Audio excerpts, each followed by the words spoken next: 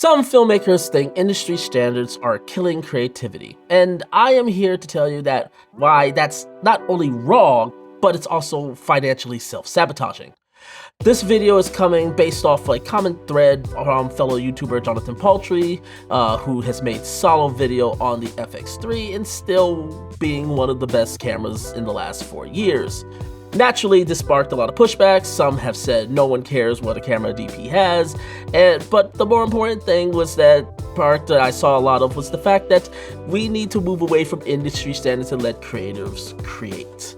So today, I want to break down why industry standards matter, how creativity and financial stability go hand in hand, and why the gear you choose, while doesn't fully matter, but it's not just about a creative decision, it's also a business one. All that and more in today's video.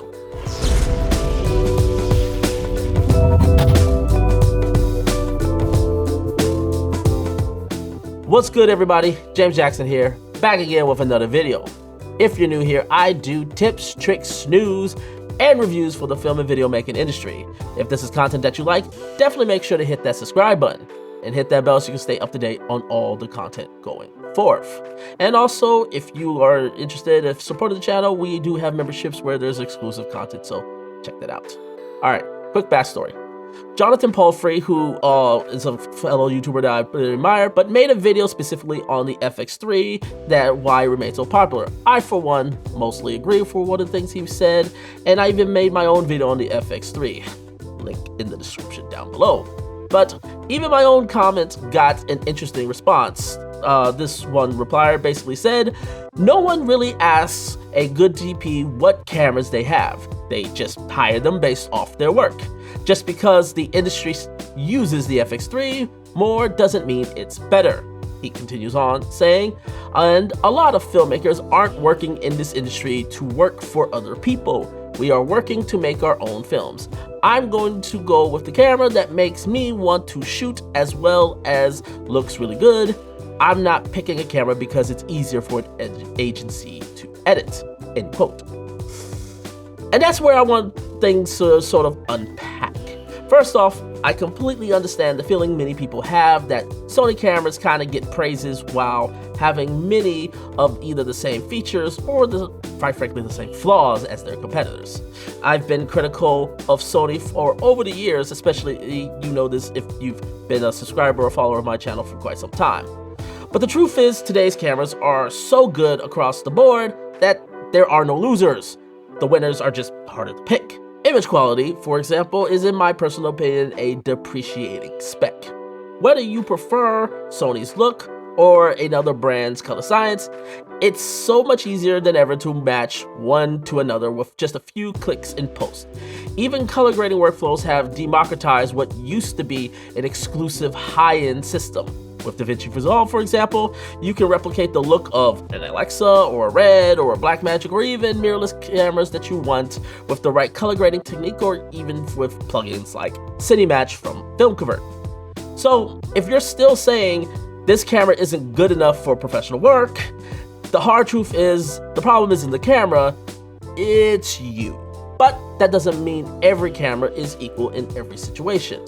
That is where we sort of come in with industry standards, which we will go into the next topic.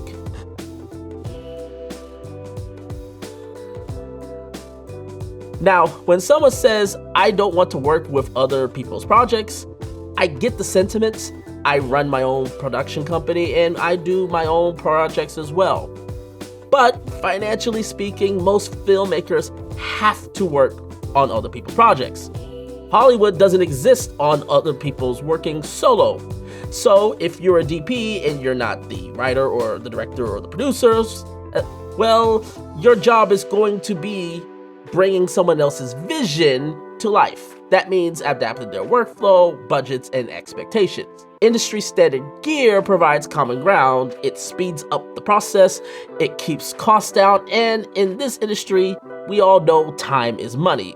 Productions don't want to waste time adapting to unfamiliar systems, and we all know budgets are getting tighter every single year.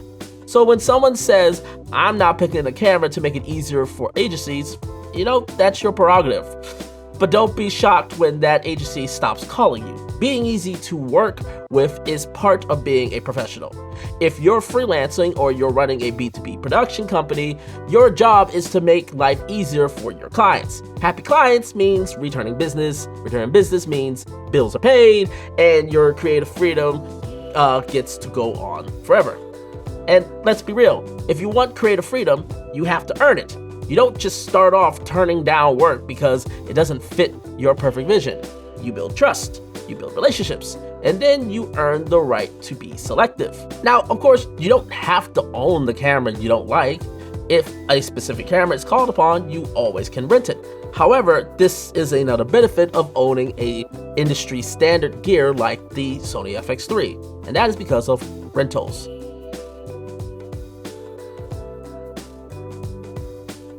You can sub-rent it B2B or partner up with a rental house. For example, my company has a Nova P300C and it was collecting dust for quite a while. But now it lives in a local rental house where we use it when we need it, but also we can earn it on a day rate of $100 whenever it is being used by someone else. One of my friends in particular made so much money renting out his FX30, the APS-C one, that he was able to pay for an Ursa Mini Pro 12K outright. Even though the FX3 is 4 years old, it still rents well. Why? Because it's trusted, it's reliable, it's integrated into workflows. The S1 II from Panasonic, it's got a lot of potential, but it faces an uphill battle. Panasonic has all but abandoned their cinema line. There's no clear path for scaling that cameras into larger productions, and that limits demand, and lower demand means lower rental value. You don't have to be working 24/7 on a set to be having your gear make work for you. And that's one of the key benefits of having an industry camera. That means you can get it out and you're constantly having money. Now, filmmaking is an art, but it's also a business. And a lot of people forget that. But if I can't make it sustainable, my art will eventually suffer. Having gear that matches industry workflows gives me the edge in both. It's not about picking up a camera to limit your creativity. It's about removing friction from your clients, collaborations, as well as future opportunities. When a producer asks, what camera are you comfortable using? You want to be able to hopefully say a Sony camera or a Red camera, an Alexa Mini, or maybe in the future something like an Ursa Cine 12K. And mean it. You don't want to walk in on set looking stupid because you didn't take the time to learn the camera. Now, I want to be very, very clear in what I am saying. I am not saying Sony is the end-all be-all, and I'm not even saying you have to buy a Sony camera. That is ridiculous. Like I said, cameras are so good right now, it doesn't matter. But in a business where budgets are shrinking and expectations are climbing, having gear that integrates well with the clients and team workflows just makes sense. Now, you can own your own creative camera and you can go shoot spec projects and maybe potential rent out a camera and maybe rent out an industry one as well. Or even better, own both and then have multiple ways of earning. The point is that industry standards have a way that can make things better for you and give you more freedom. It's shown to you to solve problems, tell stories, and make things easier for others around you. And that's all I am trying to say. But this is it for today's videos. Let me know your thoughts down below. I would love to hear from everyone, especially for those who disagree with me, because I know there's going to be a lot who will. But yeah, let me know, leave your comments down below. And as always, make sure to hit that subscribe button. And until next time, take care, everyone.